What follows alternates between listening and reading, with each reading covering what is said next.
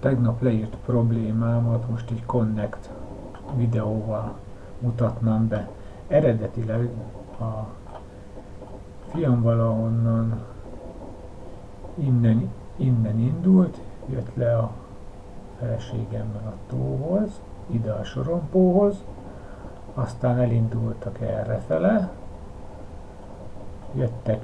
jöttek, majd meglátszik majd itt a lejátszásból, hogy tulajdonképpen itt bekapcsolódott a logolás is rendesen, körbefutották a tavat, itt velem találkoztak valahol, aztán innentől kezdve újra jött a futás egészen ide.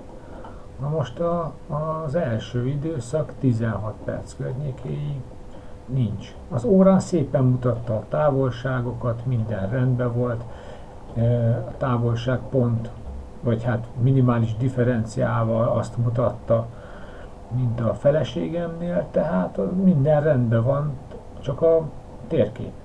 Most elindítom ezt a folyamatot, akkor látszik, hogy elindult szépen, tempó, minden van,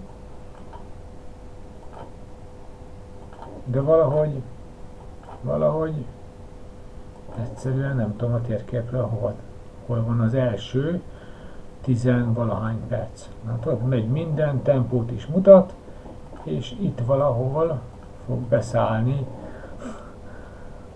20 perc környékén, kicsit hamarabb, mint 20 perc környékén a térképnek a rajzolása, amikor már megtettek egy csomó utat. Tehát egyszerűen fogalmam sincs, hogy mi történhetett, és már ez nem az első alkalom, amikor kimarad itt egy ilyen rész, és nem tudjuk, hogy hova tűnik.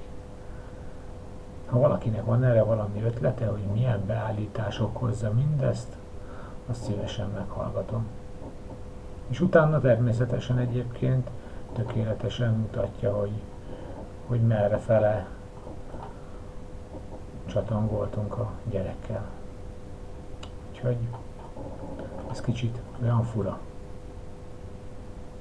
És mindjárt érkezik a vlog. Hát köszi az ötleteket. Egyébként itt mindjárt megkeresem egy március harmadikai futást, a másodikai futás. Talán ebben van, itt is. Nem itt fejezte be a gyerek a futást. Tehát itt ez volt a malőr, de azt én egyszer hibának gondoltuk, hogy lehet, hogy mégis leállította, de nem ott állt meg egyébként a futás. Tehát ott látszik, hogy stop, megállította volna, nem állította meg. A táv teljesen tökéletes, itt állította le, 5 km pontosan egyébként egy ilyen tókör, tehát teljesen tökéletes kilométer adatokkal, és látszik, hogy szépen tempóadat megvan, magasságadat, minden megvan. És itt úgy gondolta a rendszer, hogy minthogyha ott stop lenne, de nincs stop, hát látszik, hogy megy tovább, és tényleg a tókör 5 km pontosan.